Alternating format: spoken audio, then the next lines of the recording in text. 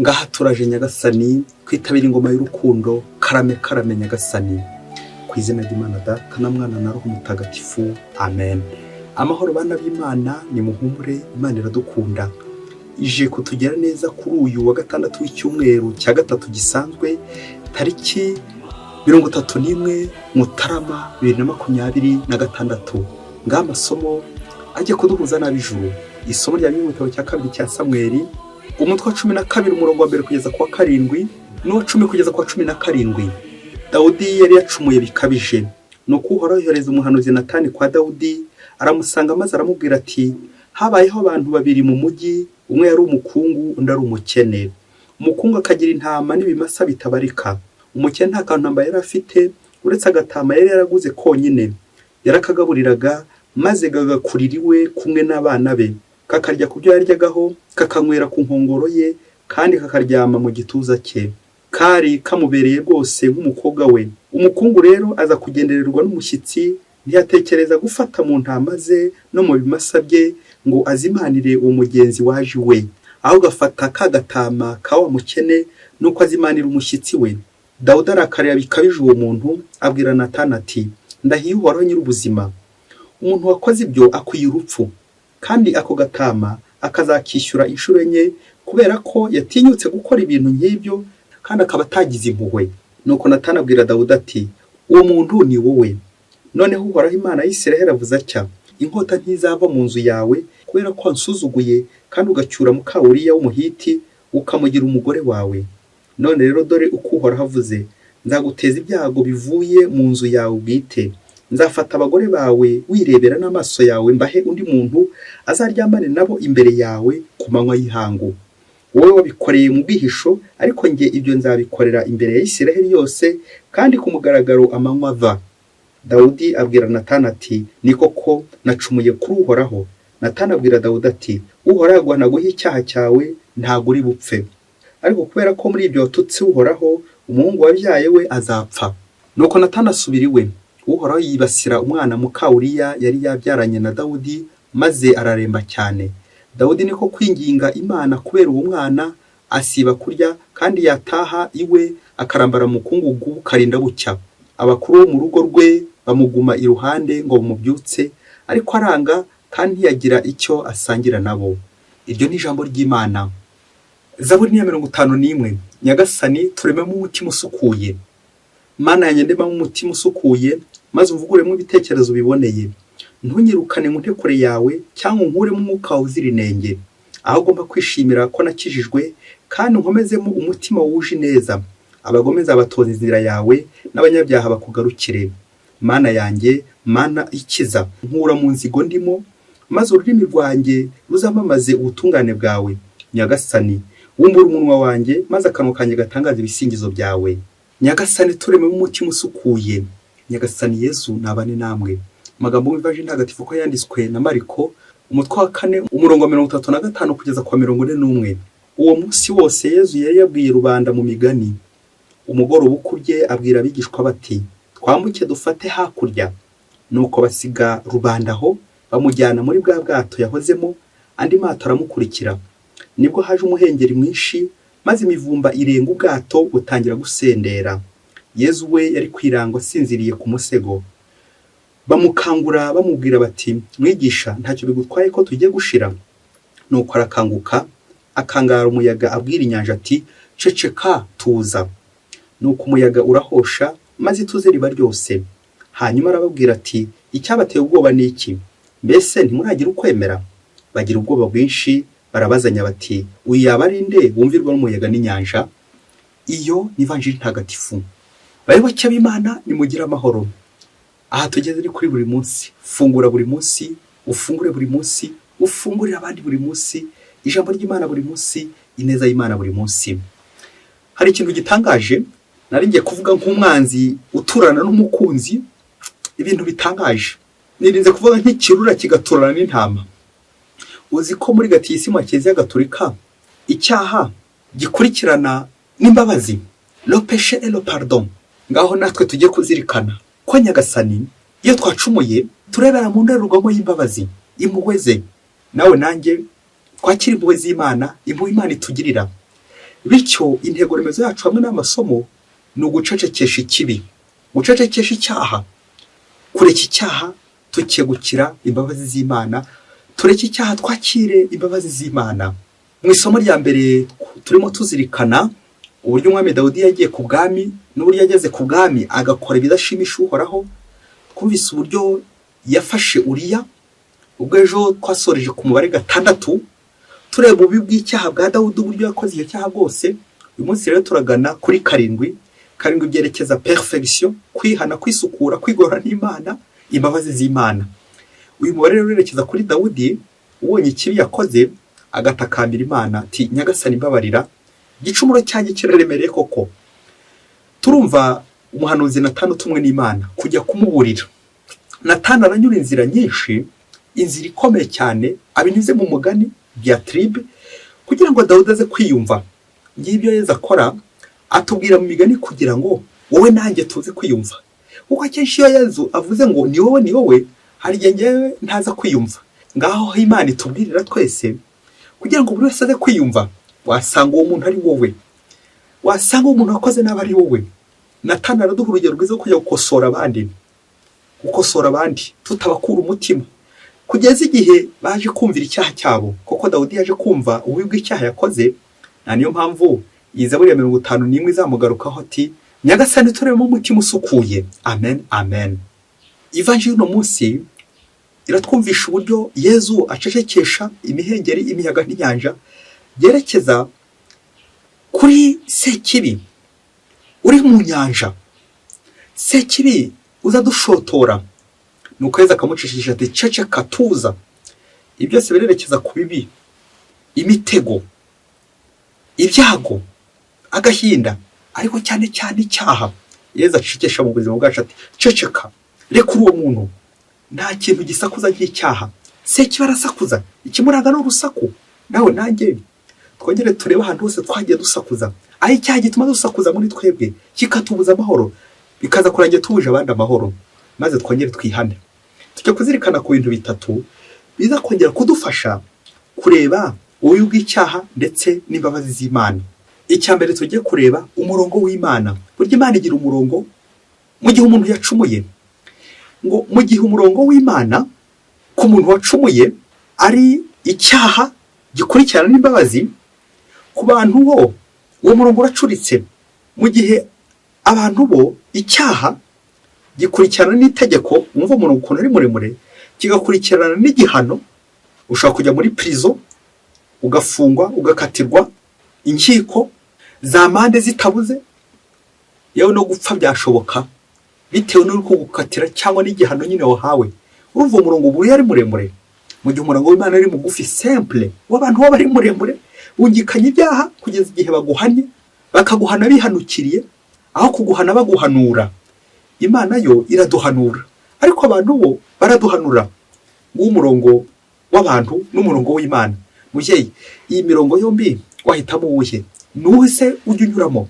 Muyobozi, nuhe umurongo ujye unyuramo mu gihe habaye icyaha mu rugo rwawe, mu gihe habaye icyaha mu nzu yawe, mu gihe habaye icyaha, amakosa mu ushinzwe mu buyobora? Ukurikiza umurongo w'Imana cyangwa ukurikiza uw'abantu? Nyine birumvikana uri umuntu, nawe uzabiremereza kugeza ubwo nyine bigeze ku rupfu. Nyamara Imana yo amaherezo y'icyaha ku muntu wicujije ni imbabazi n'ubuzima. Urugero rw'Imana ku muntu wese wacumuye, Imana nta cyaha na kimwe itababarira. Imana aho kuguhomba yakemera igahomba, ngagacira Imana iheza umuntu. Naho abantu bo aho kugira ngo ahombe ibintu bye yakwemera akaguhomba. Uwo murongo mubi w'abantu dukunze kugenderamo. Hari imvugo y'abantu ngiye kuvugira aha ngaha abayobozi benshi cyangwa abantu bakunze gukurikiza. Niyo umupolitisiye bita Machiavelli.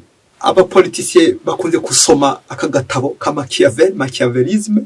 Ubwo interuro igira iti nta kwegera abantu bakomeye, nta kubahangara. Ngo ariko n'igihe wabahangaye ntukabakomeretse gusa. Ubwo igikurikiyeho se ntucyumva wowe? Ngiye imirongo abantu tuba dufite yo gukagatiza, yo kwimana impuhwe, buri gihe cyose ukumva wahonyora, wasya, nta namwe agashashi k'urukundo kakayotse muri wowe. Imbabazi z'Imana zirihe rero? Umurongo w'abantu, Imana ifite umurongo ugororotse kandi mugufi wo gukiza abantu, mu gihe abantu bafite umurongo muremure rimwe na rimwe birangira ari ukwica, kugira abandi nabi.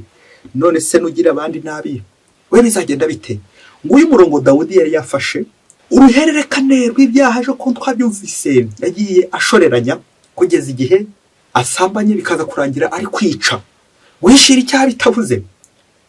Uyu murongo usoreza gukwica wa Dawudi, ariko turaza kubona ko Imana yo isoreza ku mbabazi, isoreza ku mpuhwe buri gihe. Icya kabiri twazirikana muri aya masomo n'ububasha, uburyo ukoresha ububasha ufite, abuser le pouvoir. Tuzi ko Imana ari ishyiraho abayobozi, abategetsi, ikabaha n'ubutumwa, ikabaha n'ububasha. Ariko se ni kangahe ukoresha ubwo bubasha uri kwica, ukoresha icyo gitugu uri kwica? Hari ibimenyetso biranga abantu bafite ububasha: ingofero, inkoni, nirinze kuvuga nk'ikanzu ndi padiri, ndikunda kubivuga vuba vuba, ariko ushatse nakomeza umurongo w'inkweto. Hari inkweto z'akazi, hari ingofero z'akazi, amapeti n'indi myambaro myinshi ishobora gukuranga mu kazi. Ni kangaho uyikoresha bikaza kurangira uri gukoresha ububasha nawe ufite, uri kwica kandi wagombaga gukiza. Uko niko Dawudi yabigenje, biza kurangira akoresha ububasha yari afite, bigeza aho nyine akoze amahano. Ibi natwe mu buzima bwacu byatubaho, aho umukoresha ashobora gukongeza umushahara, akaguha promosiyo zishyushye, akakugusha neza, akaguha amafaranga n'ibindi byinshi cyane byiza gukorera, ariko ari ukugira ngo azagufatishe, agufate ku ngufu, akwigarurire, agakoresha ububasha afite kugeza igihe azakwigarurira agakuroha mu nyanja. Nuko uzategereza Yezu agacecekesha nyine iyo miyaga, naho ubundi abayobozi bashobora gukuroha aho kugira ngo bakuruhore. Muyobozi, urayobora cyangwa urayobya? Ibaze nanjye nibaze, ububasha ufite nubuganisha abantu ku Mana cyangwa n'uburindimurira abantu ikuzimu? Kandi byababa. Ingingo ya gatatu, imbabazi z'Imana. Icyaha cyose kigira ingaruka ahantu hatatu: ingaruka ku Mana, ingaruka kuri mugenzi wacu, n'ingaruka kuri wowe ubwawe. Aho duhemukira Imana, tukitandukanya n'Imana. Ubwa kabiri, tutitandukanya na sosiyete na bagenzi bacu kubera ko nyine twabahemukiye. Ubwa gatatu, kubura inema z'Imana kuri wowe no kuri njyewe, cyane cyane igihe twivukije imigisha y'Imana.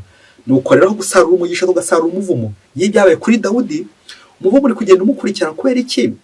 Yahemukiye Imana, ahemukira sosiyete, ahemukira ubwe, yibuza inema z'Imana. Ariko hagati aho hari imbabazi z'Imana. Dawudi aratubera urugero rwiza rw'umwami, umuyobozi, umutegetsi upfukama agasaba Imana imbabazi. Muri iki gihe uzakunda kubona abayobozi bigoye ko yanapfukama n'imbere y'abayobora, kandi aricyo Nyagasani adusaba, gupfukama, guca bugufi, tukakira inema z'Imana. Iyo wapfukamye ukiyoroshya, bigabanya kubukana bw'uguhana. Ibiganza by'Imana biba byiteguye buri gihe kwakira umunyabyaha wicujije. Ni mucyo rero tuze kwisuzuma uno munsi ku bubasha dufite, ubuyobozi dufite, turebe uko tujya tubikoresha ibyo byose. Ese bikoresha nk'intumwa y'Imana? Mbikoresha nk'aho Imana ubwayo yagahibereye ubwayo? Cyangwa ngera hirya nkagera hino, nkabona nawe uri kundeba, amapeti, amakuzo akaba aribyo nzamura iwanjye, ngahinduka ikigirwamana kandi nagombaga kuba umugaragu w'Imana. Ibintu ngiye kuvuga ari ibyaza kugutera ubwoba no guhamuka, ukaba warira, hagati aho ufata agatambaro kawe kugira ngo uze kwihanagura, nufatwa n'ikiniga. Ngo umunsi umwe hirya kure cyane muri Afurika, umuyobozi yari umuntu mwiza, ukunda Imana, ukunda gusenga, umuntu mwiza cyane. Nuko igihe kimwe kiza kugera ibintu by'uko nyine ntagahora gahanze, wa muyobozi aza gupfa. Amaze gupfa birumvikana, abayoboraga barababara cyane, ati koko umuyobozi wacu mwiza apfuye ate? Arapfuye. Nuko amaze gupfa, ntuze kumbaza aho yahitiye, uko biri kose yahitiye muri purgatori, kuko niho tubanza twese mbere yo kujya mu ijuru cyangwa ukajya mu muriro, nawe byashoboka. Wa muyobozi ahura n'Imana, arerekwa, aza kubona ibidendezi bibiri cyangwa ibyobo bibiri cyangwa ahantu habiri ibyuzi bibiri. Ngo icyuzi kimwe ngo cyari kirimo amazi meza, abantu bari kwiyuhagira bishimye cyane. Ikindi cyuzi kirimo amaraso, ari kugenda amanuka. Nuko umuyobozi arabisha cyane, arababara cyane, abonye ayo maraso ari gutemba, atangira ngo kubaza Imana, koko aya maraso kuki bayamenye? Ninde wamenye amaraso? Amaraso ameze atya koko, ninde wategetse akayamena? Nuko ngo Imana iramubwira iti, muyobozi, amaraso ni wowe yamenye. Aba ni abantu wishe, ni amaraso y'abantu wishe. Wa muyobozi agira ubwoba ati ko nta muntu kuva navuka ndakozaho urwembe, nta n'umwe ndakozaho icyuma, nta n'umwe ndakozaho n'igiti ngo mukubite, amaraso koko aho se ukumbeshyera. Nuko Imana iramubwira iti reka da, abantu bajya gutuma ngo bajya kwica abandi, bajya kugambana ku ngoma yawe, dore ingaruka zabyo ni iki bakoraga nyine, bahitaga babica, dore ngaba ni amaraso yawe abantu wishe. Wa muyobozi neza afatwa n'ikiniga atangira kurira, kuko aza kwibuka ko yahoraga atuma abantu mu mujye kwica we, ariko ntabakozeho n'urutoki rwe. Maze arapfukama ngo abwire Imana ati Mana, ngiye kugusaba ikintu kimwe, umbabarire nanjye njye koga muri ariya mazi meza ndi kubona abandi bari kogamo nkabona barishimye, nanjye umbabarire njye guhogera. Nuko Imana iramubwira iti nta kibazo, nabikwemereye, ugende uhogere ubundi uhita ukira, ndabikwemereye, genda uhogere. Nuko umuyobozi ngo abwira Imana ati ariko Mana, mbere yuko nogera muri aya mazi nibutse ko umuntu wasimbuye ari umugome, ari umubisha, ashobora kuzampemukira n'ubundi agatwara ibintu byanjye, agatwara n'abanjye. Reka mbanze subireyo njye kumwica, sijye mwishe, ubundi njye nagaruka nogere muri aya mazi. Nuko wa muyobozi nyuma yo kubwira Imana ko agiye gusezera ubundi abanze yice mugenzi we wamusimbuye, yewe na n'ubu ntaragaruka, yasubiyeyo na n'ubu ntaragaruka, aracyariyo, ashobora kuba ategereje wa mugenzi we igihe azabonera igihe cyo kumwica, ubundi akajya yagaruka. Nagaruka azajya he noneho? Bayoboke b'Imana, Yezu Kristo akuzwe. Nk'uko Nyagasani ibiganza bye buri gihe bihora birambuye ngo bitwakire, kuko ari umunyampuhwe n'umunyaneza, ariko we nanjye tugashaka kwiruka tugahunga imbabazi z'Imana, impuhwe z'Imana. Reka dusoreze ku bintu bitatu biza kugukebura, wongere urebe nawe icyaha wakoze. Ese wibutse gusaba imbabazi, wibutse kwigorora n'Imana? Ikintu cya mbere tuzirikanaho kibi ni agasezero ku cyaha. Hari igihe ujya kwakira imbabazi z'Imana, impuhwe z'Imana, y'amazi kagakiza, nuko kavuga uti reka mbanze nsezere ku cyaha, reka mbanze njye gusezera kuri uriya muntu twakundaga, twakorana ingeso mbi z'ubusambanyi, twasindanaga, nongere nsezere ku icupa, nongere nsezere ku bwicanyi, nongere nsezere kuri uriya muntu, mbanze nsijye mwishe. Ubanyamwongera bibi bizarajya nyine utakigarutse. Kubera iki? Utanga agasezero. Koko wowe muntu muzima yajya gusezera ku ntare, wasezera ku ngwe, wasezera ku nyamaswa, nujya kuyisezeraho nyine bizarangira ikurumye, birangira ubuze pfa na ruguru, ntuzongera kugaruka. Muntu uri gushaka gusezera ku cyaha, Nyagasani gukomangira ati rekeraho, ugize Imana irakwakiriye, none usubiyeyo. Nawe rero shitani niyongera kuguhamagara ati garuka wongere usezere ku cyaha, mubwira uti iyo nimero ntishoboye kuboneka. Icya kabiri twazirikana, dufatira urugero kuri Pilato. Pilato se hari aho yigeze yica? Nta hantu batubwira yigeze yica Yezu, ntabwo ari we mwishe. Ariko nubwo atamwishe, byabaye ku ngoma ye, biba ku ngoma Ponsiyo Pilato. Hari ukuntu bajya bavuga uburyo Yohani wakurikiye Yezu kugera ku musaraba, nta zina rye ryanditswe muri credo, indangakwemera, ariko izina rya Pilato byanditswemo se ku buhe buryo? Ku ngoma Ponsiyo Pilato, nk'umwicanyi nyine. Tekereza nawe nyine ukandikwa ahantu ukamenyekana gusa ku ngeso mbi, ngizi ingoma z'amaraso, ukaba utarakoze urutoki rwawe ku muntu, ariko hari abo utuma, hari ababigukorera. Aho ni ku ngoma yawe nyine, ingoma z'amaraso, ingoma z'imihoro, aho kuba ingoma z'amahoro. Dawudi ari kwifuza ingoma y'amahoro, kuko yakoze nabi mu maso y'Imana, imbabazi z'Imana. Icya gatatu twazirikana nuko icyaha kiduhenda, ariko impuhwe z'Imana ziraduhendahenda. Nyagasani buri gihe arambuye ibiganza ati ndashaka kubabarira, ariko wowe ati reka njye gusezera ku cyaha, reka nsubire muri biriya. Akenshi icyaha gikunze kumera nk'ikituryohera, ariko ari bya byo kudushimisha gusa, kaza kurangira turi kwishimuta ndetse no gushavuza Imana. Umwanga niwe wavuze ati icyaha kimeze nk'inkota ujomba mu mutima w'Imana. Ngana utekereza igihe cyose umara uri kujomba Imana, uri gukubita inkota Imana, uri kubabaza Imana.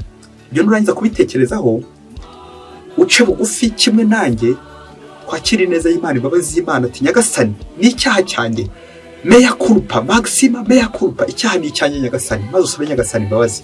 Dusoreze ku rugero rwa Mutagatifu Bosco wabonaga mu gihe cye Padiri Bosco maze guhabwa ubusaserdoti, akabona mu gihe cye abana bandagaye bari mu muhanda inzererezi, nuko akabubumbira hamwe kugira ngo abigishe imico myiza ya Gikristo, gusenga ndetse no gukora ibikorwa byiza bibateza imbere. Ngize imbabazi z'Imana kuduhuriza hamwe, kutwakira twebwe abanyabyaha kugira ngo atugirire neza. Nibyo Mutagatifu Yohani Mariya Vianney avuga ati, si umunyabyaha wiruka kuri Nyagasani ngo umusabe imbabazi, ahubwo ni Imana yiruka ku munyabyaha ikamubabarira kubera impuhwe zayo. Mutagatifu Bosco udusabire buri munsi. Mwese Imana ibahe umugisha. Imana Data na Mwana na Roho Mutagatifu. Amen. Padiri Masumbuko Ladislas wa Diyosezi ya Cyangugu.